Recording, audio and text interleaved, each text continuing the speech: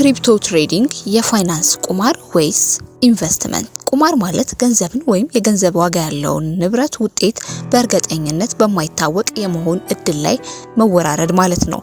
ቁማርን ከኢንቨስትመንት የሚለዩት አራት ዋና ዋና ነገሮች: የእድል የበላይነት ወይም ቻንስ ኦቨር ስኪል፣ ውጤቱ በአብዛኛው የሚወሰነው በዘፈቀደ እንጂ በተለይን ወይም በጥልቅ ትንታኔ ተመስርቶ አይደለም። እሴት አለመፍጠር ኖ ቫልዩ ክሬሽን፣ በቁማር ውስጥ አሸናፊው ከሌሎች ተሳታፊዎች ገንዘብ ይወስዳል፣ ዜሮ ሰም ጋምብል እንጂ አዲስ የኢኮኖሚ እሴት አይፈጥርም። ብዙ ተጫዋች ትንሽ አትራፊዎች ቁማር ሁልጊዜ እንዲያተርፍ ጥቂት ሰዎች እንዲያሸንፉ መፍቀድ አለበት። ይህ ጥቂት አሸናፊዎች የሂደቱን ይህነት ሳይሆን የወይም የእድል መኖሩን ያረጋግጣሉ። ከፍተኛ አደጋ ወይም ሃይ ሪስክ ፎር ኳሊቲ ጌን ኪክ ጌን፣ ዋናው ግብ በአጭር ጊዜ ውስጥ ከፍተኛ ትርፍ ማግኘት ሲሆን ለዚህም ትልቅ ኪሳራን ለመቀበል ዝግጁ መሆን ነው። በመቀጠል ክሪፕቶ ትሬዲንግ ቁማር ነው ለማለት ያበቃኝ ምክንያትስ ምንድነው? የክሪፕቶ አብዮት ወይም ምህዳር በራሱ ቁማር አልነበረም። መጀመሪያ ላይ የክሪፕቶ ከረንሲ እንቅስቃሴ እንደ ፋይናንስ አብዮት የተጀመረው እንጂ መሰረቱ ቁማር አልነበረም። የቴክኖሎጂ እሴት ቢትኮይን እና ኤቲኤም ሲፈጠር ዋና ዓላማው የገንዘብ ስርዓትን ማዕከላዊ ባንኮች ነፃ ማውጣትና በዓለም አቀፍ ደረጃ የባንክ አገልግሎት ክፍያ መፈጸሚያ ወይም ፒር ቱ ፒር ማቅረብ ነው። ተያይዞ ሰው የሚነሳው የብሎክቼይንን ወይም ቴክኖሎጂ ፈጠራ እንደ ቁማር አይደለም፣ መረጃን ግብይቱን በዲጂታል መንገድ የማስተዳደር አዲስ ዘዴ ነው። ታዲያ የረጅም ጊዜ እምነት የመጀመሪያው የክሪፕቶ ኢንቨስተሮች የገዙትን በአንድ ወር ውስጥ ለመሸጥ ሳይሆን ይህ ቴክኖሎጂ የባንክና የፋይናንስ አገልግሎት የወደፊት እጣ ፈንታ እንደሚቀይር በጥልቅ በማመን ነበር። ታዲያ ለምን ክሪፕቶ ትሬዲንግ ቁማር ሆነ? ክሪፕቶ ትሬዲንግ ከቁማር የሚለየው ነገር የለም። እንዲያውም የዓለማችን ከፍተኛ ሀብታሞች ተቋማት የቴክኖሎጂ አቅም ያላቸው አሳ ነባሪዎች በድሆችና በእውቀት ያልበሰሉ ትናንሽ ባለሀብቶች ላይ የሚወራረዱበት ግዙፍ የፋይናንስ ጨዋታ ብቻ ነው።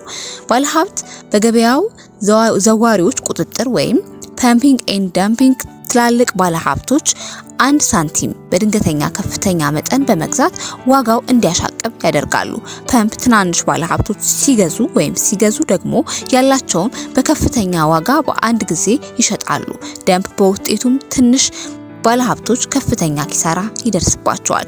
የገበያ ስሜትን መፍጠር በሶሻል ሚዲያ አማካኝነት ትልቅ ገንዘብ ያላቸው ሰዎች የተሳሳተ ወይም የተጋነነ መረጃ በማሰራጨት የሰዎችን የስሜት ውሳኔ ወይም ፍርሃትና ስግብግብነት ይጠቀሙበታል። የቴክኖሎጂ አቅም ያለው ውርርድ የላቁ መሳሪያዎችም ወይም አድቫንቴጅ ቱልስ ትላልቅ ተቋማት ፈጣን ኢንተርኔት፣ የላቀ ኮምፒውተር ስርዓትና ዋጋ የሚያወጡ ግዙፍ ትሬዲንግ ሶፍትዌሮች አላቸው። እነዚህ መሳሪያዎች ከሰከንድ ባነሰ ጊዜ ውስጥ ግብይት በመፈጸም ሃይ ፍሪኩዌንሲ ትሬዲንግ ትናንሽ ባለሀብት ከማሰብና ከመወሰን በፊት ትርፍ እንዲያገኙ ያስችላቸዋል።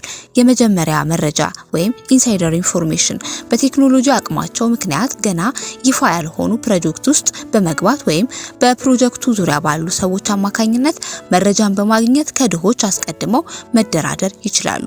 በአራተኛ ደረጃ አንድ ሰው ሲያተርፍ ብዙ ሰዎች መክሰር አለባቸው። if someone wins some must lose። ለምሳሌ አንድ ሰው እንደ ሳንቲም ወይም ክሪፕቶ ኮይን $100,000 ገዝቶ በ$200,000 ቢሸጥ የግድ እንደ ሰው $100,000 መክሰር አለበት።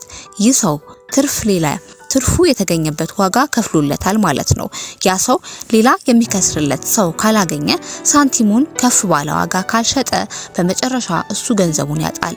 ይሄ ደግሞ ሰግጥና ነግድ የተባለው በተለይም በዚህ በኤአይ ዘመን በራሴ አናላሲስ ትርፍ በትርፍ እሆናለሁ ብሎ የተነሳው ምስኪን ነው።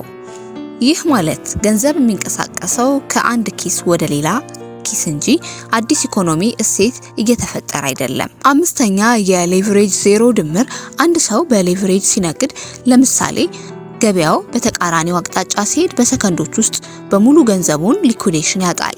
ያ ያጠፋው ገንዘብ በሌላኛው የውርርድ አቅጣጫ በትክክል ለመገመቱ ሰዎች ትርፍ ይሆናሉ።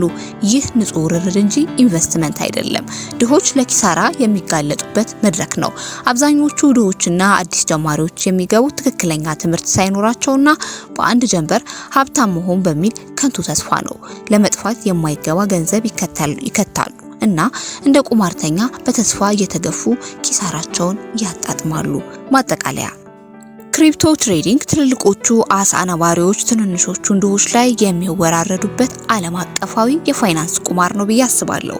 የእናንተ አስተያየትስ ምንድነው? በነገራችን ላይ ይህንን መረጃ የወሰድነው ከታግ ብሪጅ ቲክቶክ እና ዩቲዩብ ነው።